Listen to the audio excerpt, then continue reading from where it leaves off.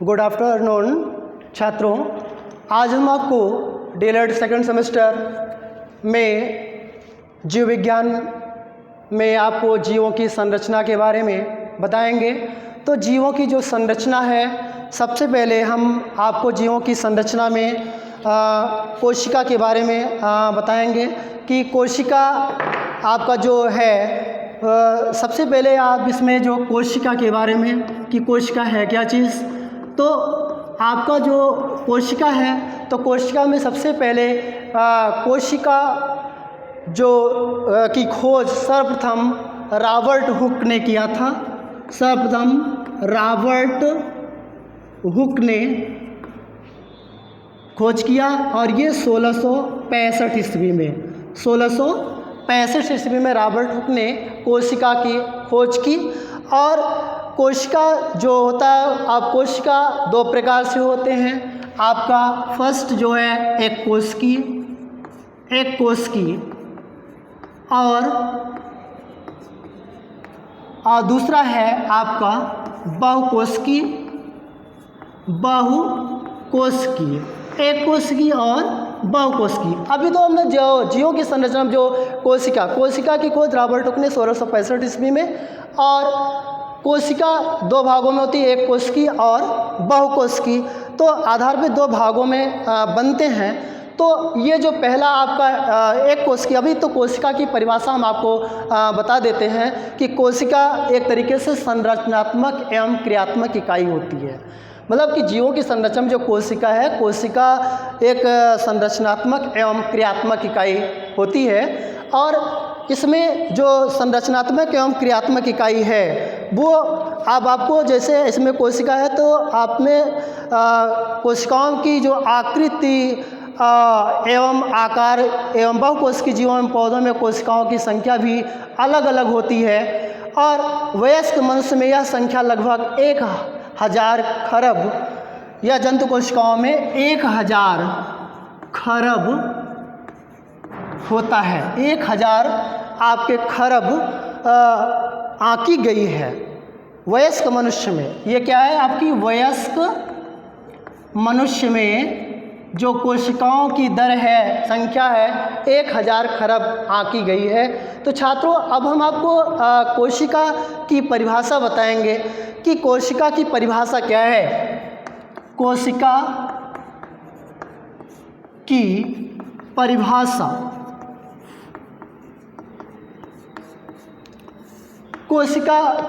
कोशिका किसे कहते हैं? तो लूबी तथा सिकबेट्स के अनुसार पारगम झिल्ली से परिवर्धित जैविक क्रियाएं एक ऐसी इकाई जो अन्य जीवित कोशिकाओं तंत्रों से मुक्त माध्यम में प्रजनन करती हैं। सभी सजीवों का शरीर महत्वपूर्ण संरचना से बना है। सजीवों की कोशिका के आधार पे कोशिकाओं को दो भागों में बांटा गया, एक कोशिकी और बहुकोशिकी। अब वयस्क मनुष्य में 1000 खरब जो है कोशिका होती है। अब जो है नेक्स्ट पॉइंट आता है कि एक कोशिकीय, जो पहला है आपका एक कोशिकीय। अब हम आप इसको बताते हैं कि वे सजीव जिनका शरीर एक कोशिका का बना रहता है, वे सजीव जिनका शरीर एक कोशिका का बना होता है, वे एक कोशिकी कहलाते हैं। एक कोशिका का बना होता है,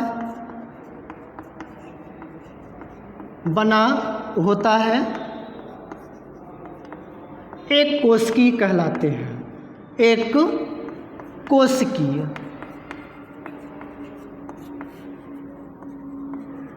एक कोशिकी कहलाते हैं। अब जो एक कोशिकीय का उदाहरण है आपका अमीबा है, यूग्लिना है और पैरामीशियम है। इनके शरीर में एक कोशिका होता है, एक कोशिकीय प्राणी इन्हें कहा जाता है। और जो बहुकोशिकीय है, सेकंड पार्ट है, इसमें क्लेमाइडोमोनास भी है। पैरामीशियम के बाद आप लिख सकते हैं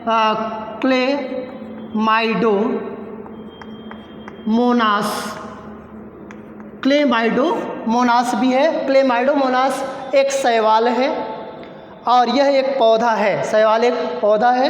पैरामीशियम यूग्लिना अमीबा, यह एक कोशिकीय जंतु है जो कि संघ प्रोटोजोआ में पाए गए हैं। अब इनका शरीर एक कोशिका से मिलकर के बना होता है और इनका जो आकार भी देखा जाए तो अनियमित होता है, तर्करूपी होता है, स्लीपर के आकार का होता है। तो छात्रों, अब हम आपको नेक्स्ट पॉइंट पढ़ाएंगे। तो छात्रों, अब नेक्स्ट जो पॉइंट है, जीवों की संरचना में आपके बहुकोशिकीय जीव है। सेकेंड पॉइंट, कोशिका का जो दूसरा पार्ट है, वे सजीव जिनका शरीर 2 या 2 से अधिक कोशिकाओं से मिल के बना होता है, बहुकोशिकीय जीव कहलाता है। नाम से ही पता चल जाता है कि बहुकोशिकीय, जिसमें एक से अधिक, 1 या 2 से अधिक कोशिकाएं मिल करके शरीर का निर्माण करते हैं, उन्हें हम बहुकोशिकीय कहलाते हैं। जैसे पीपल, मच्छर, घास तथा मानव आदि। पीपल भी आपका बहुकोशिकीय वृक्ष है, मच्छर भी आपका बहुकोशिकीय है और घास भी आपका बहुकोशिकीय है तथा मानव भी बहुकोशिकीय प्राणी है। अब आपको बहुकोशिकीय जिसमें 1 से अधिक कोशिकाएं पाई जाएं, वे बहुकोशिकीय कहलाएंगे। और अभी देखा जाए कि जो एक कोशिकीय था तो जिसमें आपके संघ प्रोटोजोआ में थे और कुछ शैवाल थे जो कि एक कोशिकीय पाए गए। अब यहाँ पे एक कोशिकीय के बाद जो बहुकोशिकीय, और बहुकोशिकीय के बाद अब आता है कोशिका की संरचना, कि कोशिका की संरचना क्या है, कोशिका में क्या क्या पार्ट्स होते हैं। तो कोशिका जीवन की मूलभूत इकाई है। कोशिका जीवन की मूलभूत इकाई है। कोशिका के अंदर जल तथा अनेक रासायनिक पदार्थ एक जीवित मिश्रण का निर्माण करते हैं और इस मिश्रण को जो होते हैं वो जीव द्रव्य कहलाते हैं। और जीव द्रव्य विभिन्न प्रकार के जैव अणुओं का कोलाइडल रूप है। तो जीव द्रव्य जो है विभिन्न अणुओं का कोलाइडल रूप है। और यहाँ पे जो जीव द्रव्य है, जीव द्रव्य के साथ साथ इसमें आपके कुछ जीवों में आपका जो है इसमें अधिकतर कार्बनिक पदार्थ जैसे कार्बनिक पदार्थ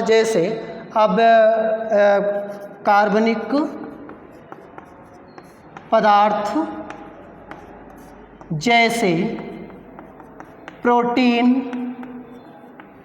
लिपिड्स,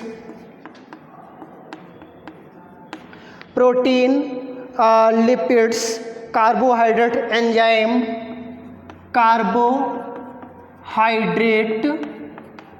एंजाइम,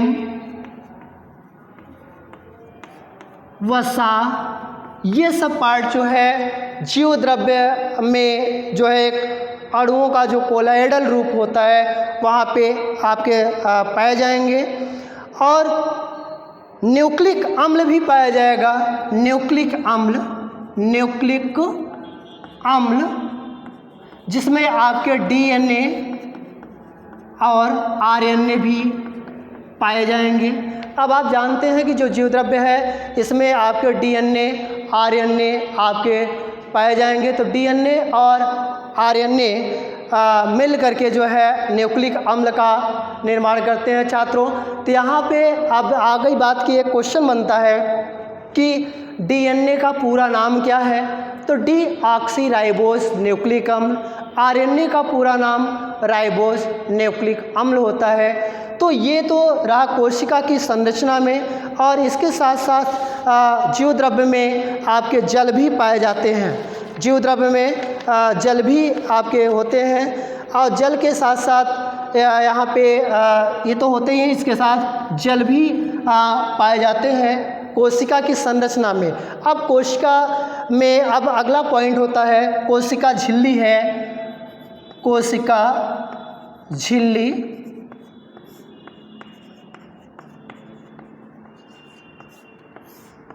तो अब यहाँ पे कोशिका झिल्ली हम आप सेल मेम्ब्रेन कह सकते हैं। Cell membrane. तो कोशिका झिल्ली प्रत्येक कोशिका के चारों ओर एक अत्यंत पतली आवरण होती है जिसे हम कोशिका झिल्ली कहते हैं, अर्धपारगम झिल्ली जिसे कोशिका झिल्ली या प्लाज्मा झिल्ली कहते हैं, और यह कोशिका के आकार को प्रदान करती है। ये जो होता है कोशिका झिल्ली कोशिका के आकार को प्रदान करती है, कोशिका के आकार को प्रदान करती है। तो कोशिका झिल्ली कोशिका के आकार को प्रदान करती है और कोशिका झिल्ली कोशिका के ऊपर पतली अर्धपारगम्य आवरण होते हैं जिसे हम कोशिका झिल्ली कहते हैं। और कोशिका झिल्ली लाइपोप्रोटीन की बनी होती है, कोशिका झिल्ली लाइपोप्रोटीन की बनी होती है, लाइपोप्रोटीन की बनी होती है। तो कोशिका झिल्ली यह आपका कोशिका का पतला आवरण होता है जो अर्धपारगम होता है। कोशिका झिल्ली लाइपोप्रोटीन की बनी होती है और कोशिका झिल्ली कोशिका के आकार को प्रदान करते हैं। अब कोशिका झिल्ली के कार्य, इसका जो है कार्य क्या है, कोशिका झिल्ली के कार्य। पहला कार्य, कोशिका झिल्ली कोशिका का आवरण बनाती है और उसकी सुरक्षा करती है। कोशिका झिल्ली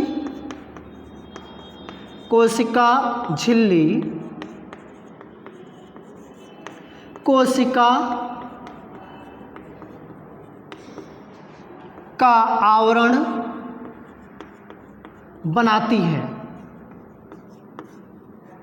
तथा सुरक्षा करती है।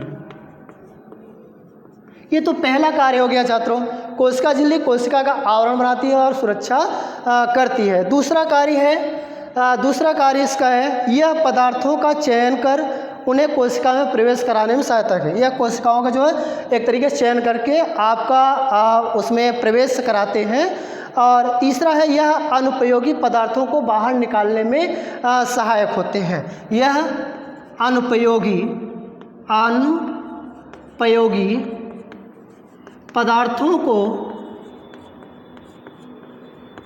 बाहर निकालने में सहायता प्रदान करता है। ये आपको सहायता जो है में प्रदान करने में सहायता प्रदान करता है। तो एक तरीके से ये तो कोशिका झिल्ली के कार्य हुआ। तो कोशिका झिल्ली के कार्य हमने आपको बताया। कोशिका झिल्ली के कार्य के में जो है अगला पॉइंट है कोशिका भित्ति। कोशिका भित्ति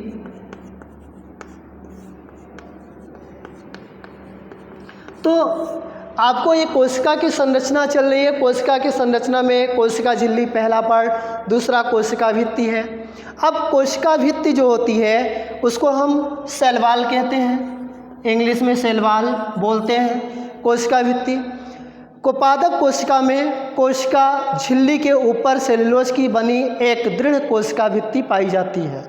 पादप कोशिका में आपकी कोशिका भित्ति एक दृढ़ होती है और यह जंतु कोशिकाओं में कोशिका भित्ति नहीं पाई जाती है छात्रों।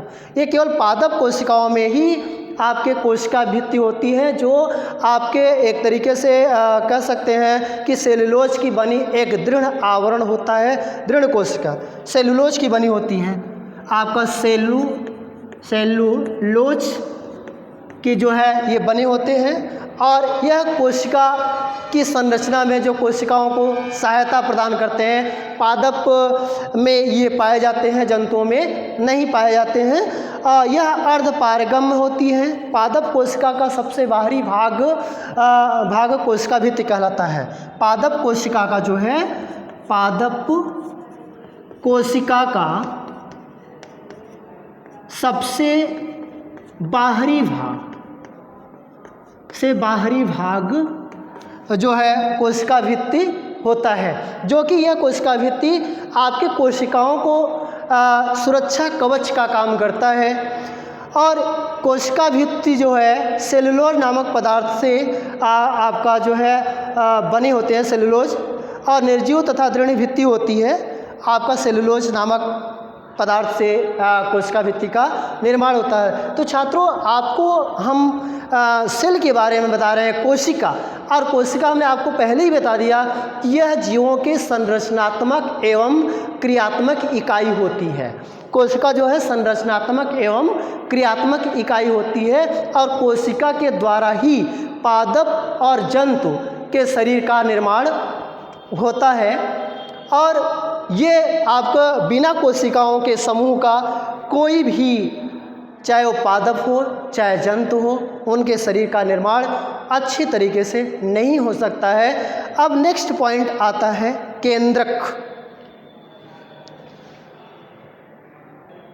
तो सर बच्चों, केंद्रक की खोज रॉबर्ट ब्राउन ने किया है। केंद्रक की खोज रॉबर्ट ब्राउन ने किया है। केंद्रक की खोज रॉबर्ट ब्राउन ने सर्वप्रथम किया। अब यहाँ पे 1831 में किया। केंद्रक मेन तरीके से जो होता है एक कोशिका में, जो कोशिकाओं में पाए जाते हैं। अब यह कोशिका का मुख्य भाग है जो प्रायः जीवित कोशिकाओं में पाया जाता है। केंद्रक आपके सजीवों में पाए जाते हैं, जीवित कोशिकाओं में पाए जाते हैं, न कि निर्जीवों में। अब ये केंद्रक जो है महत्वपूर्ण अंग है जिसके द्वारा कोशिका में होने वाली समस्त जैविक क्रियाओं का नियंत्रण किया जाता है। केंद्रक के द्वारा जो है जैविक क्रियाओं का नियंत्रण भी होता है। और इसका आकार, जो केंद्रक का आकार जो है गोल होता है, गोल अंडाकार, वृत्ताकार, तस्तरीनुमा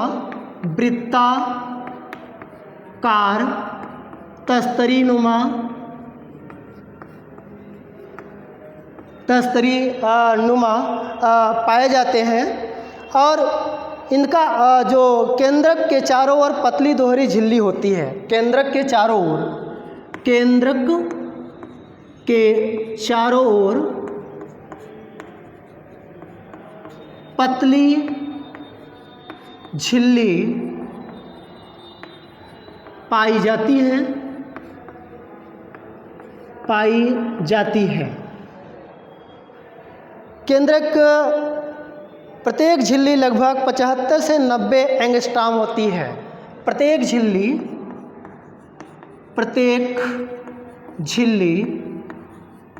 75 से 90 आपका एंगस्ट्रॉम होते हैं। केंद्रक के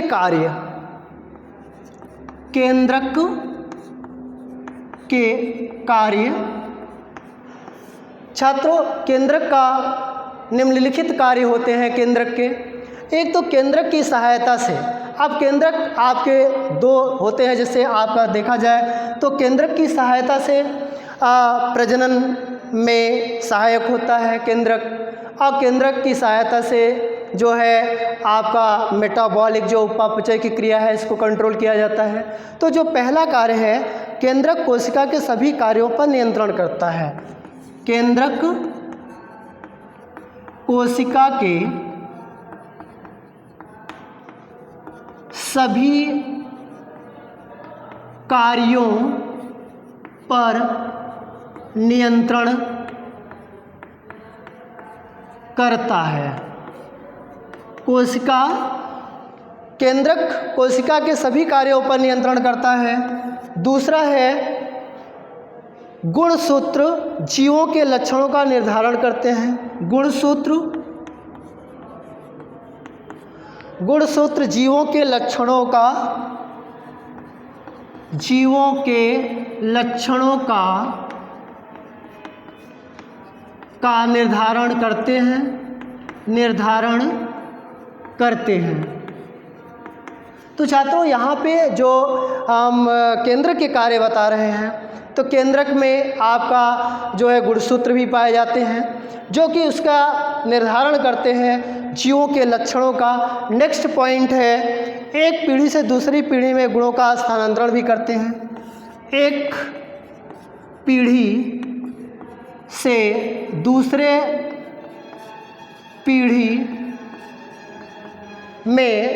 पीढ़ी में गुणों का स्थानांतरण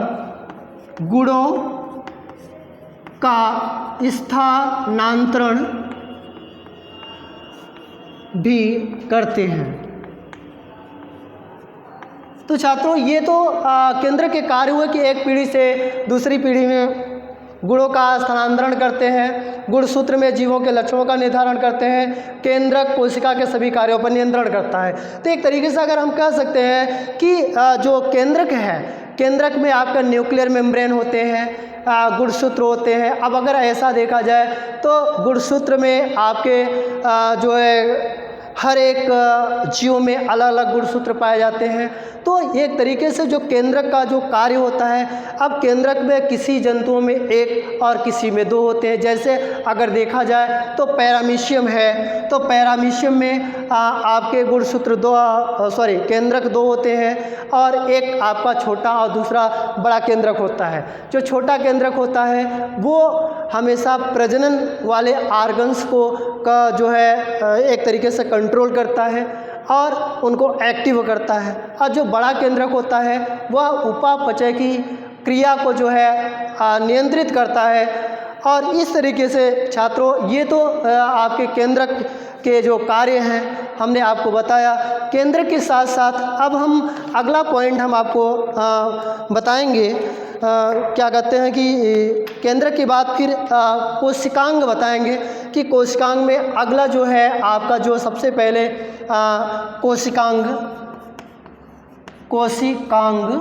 अब कोशिकांग में हम आपको जैसे माइटोकॉन्ड्रिया है, गाल्जी बॉडीज़ हैं, राइबोसोम है, इन सब के बारे में। अब देखिए, जैसे अगर माइटोकॉन्ड्रिया का अगर नाम देते हैं कोशिकांग, जो सेल ऑर्गेनेल्स होते हैं, तो यहाँ पे जैसे अगर माइटोकॉन्ड्रिया है, माइटोकॉन्ड्रिया, तो माइटोकॉन्ड्रिया को पावर हाउस ऑफ सेल कहा जाता है। एक तरीके से माइटोकॉन्ड्रिया को हम हिंदी में कोशिका का विद्युत गृह कहते हैं। कोशिका का विद्युत गृह, जो कि यह कोशिकाओं में ऊर्जा का एक भंडार बनाता है। विद्युत गृह कहते हैं, कोशिका में विद्युत गृह बोला जाता है माइटोकॉन्ड्रिया को, जो कि यह एटीपी और प्लस एडीपी, हमेशा एटीपी जो है एडीपी में कन्वर्ट होकर के ऊर्जा को प्रवाहित करता है। और माइटोकॉन्ड्रिया जो होता है यह जीव जंतु और पादप दोनों में पाए जाते हैं। और माइटोकॉन्ड्रिया हमेशा यह ऊर्जा को बनाने का ही काम करता है। और हर एक जीव के अंदर ये कोशिकाएं होती हैं। और माइटोकॉन्ड्रिया के बाद फिर आता है किसमें आपका जैसे गाल्जी कॉम्प्लेक्स होते हैं, जो गाल्जी बॉडीज़ होते हैं। तो गाल्जी बॉडीज़ का जो कार्य होता है, जितने भी वो कह सकते हैं कि जितने भी तरल पदार्थ होते हैं उसको वह जो है एक तरीके से जो है समाहित करता है अपने अंदर, और फिर टाइम टू टाइम उसको जो है प्रवाहित करता रहा, पूरा स्टोर करने का काम जो है गाल्जी बॉडीज़ करता है। अब गाल्जी बॉडीज़ के बाद जैसे अगर मान लीजिए राइबोसोम की बात आती है, राइबोसोम। अब राइबोसोम में भी राइबोसोम क्या करता है कि प्रोटीन का संश्लेषण करता है, प्रोटीन का संश्लेषण करता है। अब प्रोटीन का संश्लेषण में अब आपका पूरे, चाहे वो पादप हो चाहे जंतु हो, उनमें प्रोटीन जो जंतु कोशिकाएं होती हैं ज़्यादातर, उसमें प्रोटीन का वो संश्लेषण करता है। तो प्रोटीन का संश्लेषण करते हैं तो इसमें राइबोसोम में दो प्रकार का होता है। एक आपका 70S आपका